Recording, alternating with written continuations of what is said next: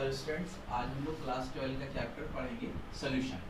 तो सोल्यूशन जैसे आपने 6th 7th 8th क्लास में सोल्यूशन के बारे में पढ़ा है कि सोल्यूशन दो चीज़ों से मिलकर बना है और सोल्यूशन में सोल्यूट या सॉल्वेंट टाइप के दो कंपोनेंट्स होते हैं। लेकिन हम यहाँ क्लास 12 में मिक्सचर से स्टार्ट करेंगे। मिक्सचर से धीरे धीरे पढ़ते पढ़ते सोल्यूशन के बारे में, उसकी कोलिगेटिव प्रॉपर्टी के बारे में स्टडी करेंगे। तो सबसे पहले मिक्सचर के बारे में पढ़ते हैं। मिक्सचर, अब मिक्सचर को ये कह सकते हैं कि मिक्सचर एक तरीके का सोल्यूशन है। मिक्सचर में कोई दो कंपोनेंट या तीन कंपोनेंट, चार कंपोनेंट, जितने भी कंपोनेंट हम मिलाना चाहें मिलाकर वहाँ पे मिक्सचर को बनाया जा सकता है। तो मिक्सचर की डेफिनेशन की बात करें तो मिक्सचर की डेफिनेशन हम इस तरीके से देते हैं कि it is a composition of two or more substance. मतलब दो या दो से ज़्यादा चीज़ों का जो कंपोजिशन होता है उसको हम मिक्सचर कहते हैं। मिक्सचर दो पार्ट्स में डिवाइड किया गया है, एक homogeneous mixture and second is heterogeneous mixture. Homogeneous mixture में जो कंपोनेंट मिलाए जाते हैं या जो सब्सटेंस मिलाए जाते हैं वो यूनिफॉर्मली डिसॉल्व होते हैं, लेकिन हेट्रोजीनियस मिक्सचर में जो सब्सटेंस होते हैं वो यूनिफॉर्मली डिसॉल्व नहीं होते हैं। जैसे एग्जांपल, आप वाटर में मिलाते हैं सैंड या वाटर में मिलाते हैं ऑयल, तो इस तरीके के जो कंपोनेंट्स या मिक्सचर होते हैं उनको हम हेट्रोजीनियस मिक्सचर कहते हैं। इसमें एक से ज़्यादा फेस होती है। होमोजीनियस मिक्सचर में केवल एक फेस होती है और एक कंपोनेंट दूसरे कंपोनेंट में पूरी तरीके से डिसॉल्व हो जाता है। जैसे यहाँ पे एग्जांपल की बात करें तो वाटर में मिलाते हैं हम शुगर या वाटर में ऐड कर देते हैं सॉल्ट। तो इस तरीके के जो एग्जांपल हैं वो होमोजीनियस मिक्सचर के एग्जांपल हैं। अब होमोजीनियस मिक्सचर और हेट्रोजीनियस मिक्सचर में स्टडी के बाद हमको ये पता चल रहा है कि होमोजीनियस मिक्सचर में केवल एक फेस दिखाई देता है जैसा कि सॉल्यूशन में होता है, और हेट्रोजीनियस मिक्सचर में एक से ज़्यादा फेस होता है।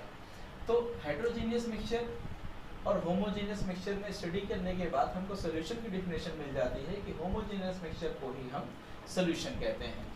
तो सॉल्यूशन की डेफिनेशन की बात करेंगे तो यहाँ सॉल्यूशन की डेफिनेशन में ये हम कह सकते हैं it is a homogeneous mixture of two or more component. अब कंपोनेंट कितने लेते हैं उसके अकॉर्डिंग हम सॉल्यूशन को डिस्क्राइब करेंगे कि हमारा बाइनरी सॉल्यूशन है या टर्सरी सॉल्यूशन है, ये किस टाइप का सॉल्यूशन है।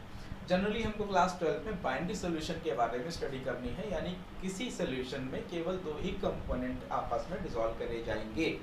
अब वो दो कंपोनेंट किस तरीके से डिसॉल्व करे जाएंगे, एक कंपोनेंट को हम सॉल्यूट बोलेंगे, दूसरे कंपोनेंट को हम सॉल्वेंट बोलेंगे। उसके बारे में हम आगे स्टडी करेंगे।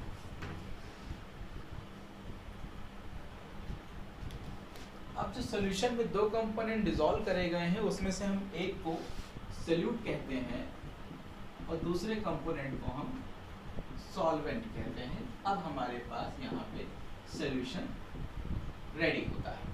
अब सॉल्यूट और सॉल्वेंट दो तरीके से ले सकते हैं, या तो हम दोनों वोलाटाइल लें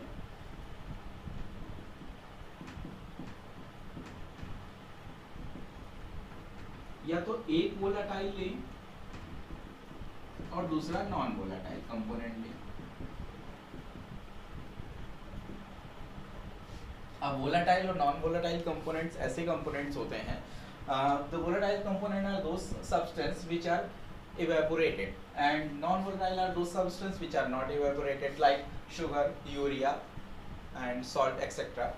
And the volatile liquid, all liquids are volatile and all solids are non-volatile हम कह सकते हैं।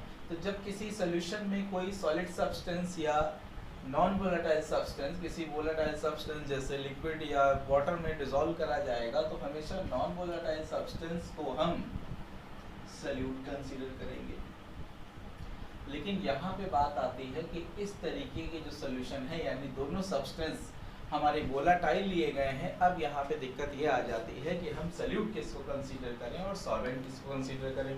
क्लास 6, 7, 8, 9, 10 में हम लोगों ने अपनी बुक्स में पढ़ रखा है कि जिस कंपोनेंट की कंसंट्रेशन कम होती है, जिस कंपोनेंट की क्वांटिटी या अमाउंट कम होता है सॉल्यूशन में उसको हम सॉल्यूट बोलते हैं, जिस कंपोनेंट की अमाउंट या क्वांटिटी ज़्यादा होती है उसको हम सॉल्वेंट बोलते हैं। लेकिन क्लास 12 में ऐसा अगर दोनों कंपोनेंट की क्वांटिटी सेम करते हैं, जैसे अगर हम 100 ml वाटर में मिक्स कर दें 100 ml एल्कोहल। अब इनको मिक्स करने के बाद जो हमारा 200 ml सोल्यूशन मिला है, यहाँ पे हम कैसे बताएंगे कि which one is solute and which one is alcohol. अब यहाँ पे मॉलिक्यूलर वेट या इंटरमॉलिक्यूलर डिस्टेंस के अकॉर्डिंग हम सोल्यूट और सॉल्वेंट को कंसीडर करते हैं। यानी सॉल्यूशन में मिलाए गए कंपोनेंट में वो कंपोनेंट जिसकी इंटरमॉलिक्यूलर डिस्टेंस दूसरे कंपोनेंट की इंटरमॉलिक्यूलर डिस्टेंस से ग्रेटर है, उसको हम सॉल्वेंट बोलेंगे। And the component of solution whose intermolecular distance is less than the another component is known as solute. तो क्योंकि इसकी इंटरमॉलिक्यूलर डिस्टेंस कम है तो ये दूसरे वाले कंपोनेंट में इजीली डिसॉल्व हो जाएगा या इजीली बॉन्डेड हो जाएगा, और जिसकी इंटरमॉलिक्यूलर डिस्टेंस ज़्यादा होती है हम उसे सॉल्वेंट कंसीडर करेंगे। तो क्योंकि जनरली हम देखते हैं कि वोलेटाइल या नॉन वोलेटाइल, तो नॉन वोलेटाइल कंपोनेंट की इंटरमॉलिक्यूलर डिस्टेंस कम होती है तो नॉन वोलेटाइल कंपोनेंट को हम सोल्यूट कंसीडर करते हैं। लेकिन वोलेटाइल और वोलेटाइल कंपोनेंट के अगर हम कंपेयर करें तो जिस कंपोनेंट या जिस सब्सटेंस की इंटरमॉलिक्यूलर डिस्टेंस लेस होगी दूसरे कंपोनेंट के कंपैरिजन में, हम उसको सोल्यूट कंसीडर करते हैं। अब नेक्स्ट टॉपिक हम लोग पढ़ने जा रहे हैं कंसंट्रेशन ऑफ सॉल्यूशन। तो कंसंट्रेशन ऑफ सॉल्यूशन में हम ये देखते हैं कि the amount of solute present in unit volume और unit weight of solution is known as concentration of solution.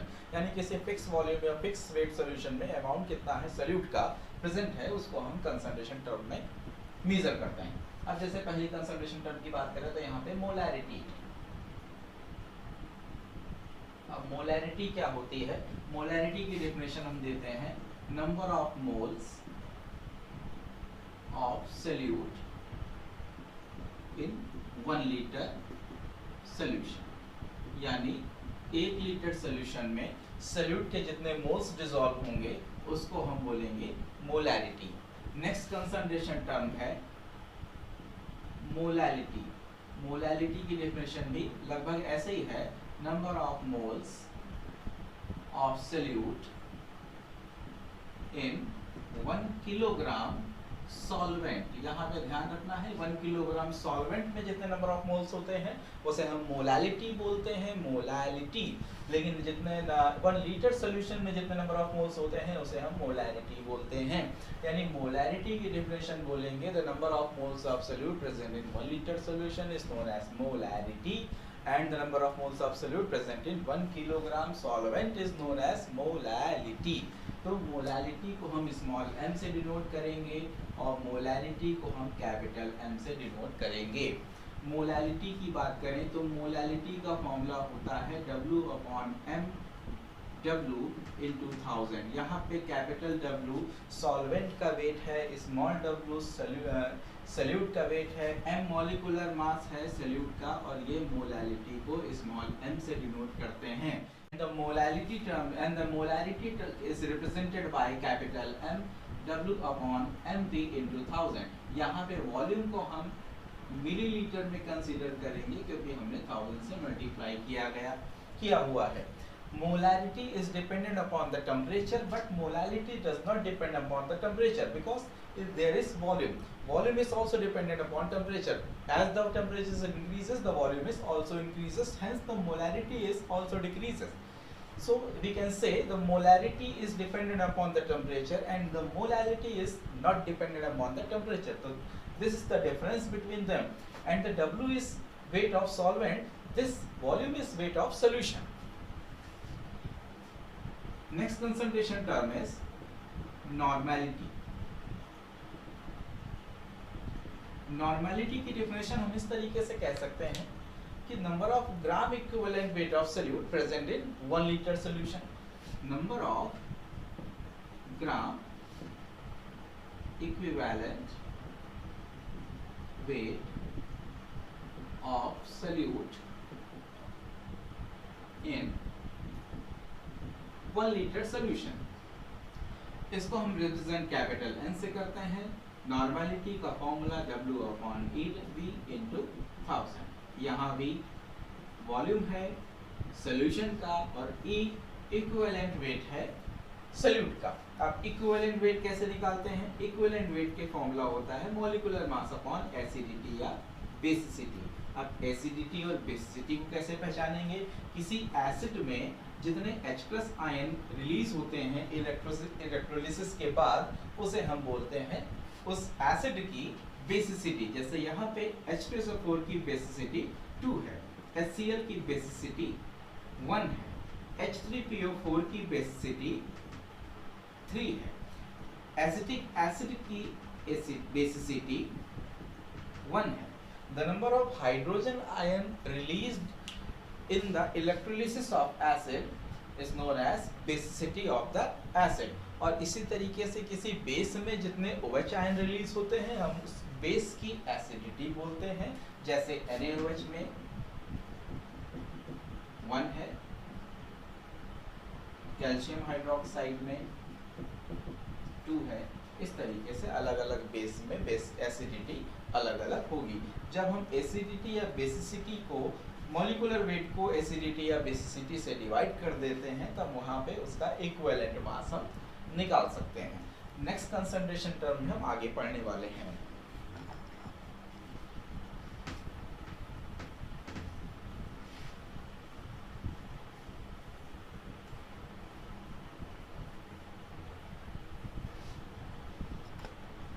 अब कुछ खास कंसंट्रेशन टर्म हम आपको बताने वाले हैं, जैसे wait by wait, wait by volume, volume by volume concentration terms हैं, जिनसे न्यूमेरिकल पॉइंट ऑफ व्यू से ये बहुत ज़्यादा इंपॉर्टेंट होते हैं। तो जैसे wait by weight percentage, wait by volume percentage, volume by volume percentage. तो इस तरीके के जो कंसंट्रेशन टर्म्स हैं हम उनको एग्जाम्पल के थ्रू समझेंगे। जैसे अगर आप यहाँ पे दिया गया है 10% weight by weight, 10% weight by volume, 10% volume by volume percentage. तो 10% वेट बाय वेट परसेंटेज या कंसंट्रेशन का मतलब ये होता है कि 10 gram solute in 100 gram solution. 100 gram solution ध्यान रखिए, यानी अगर यहाँ पे हम सॉल्वेंट का वेट करें तो सॉल्वेंट का वेट निकलेगा 90 ग्राम, क्योंकि 10 ग्राम तो सोल्यूट। 10% वेट बाय वॉल्यूम का मतलब ये है कि 10 gram solute in 100 ml solution. 10% volume by volume means 10 ml solute in 100 ml solution. Now the next concentration term is mole fraction. This is the very important class term. Mole fraction, fraction से हमको समझ में आ रहा है, यानी ratio किसी चीज का होगा, मोल का होगा। अब मोल किसके होंगे?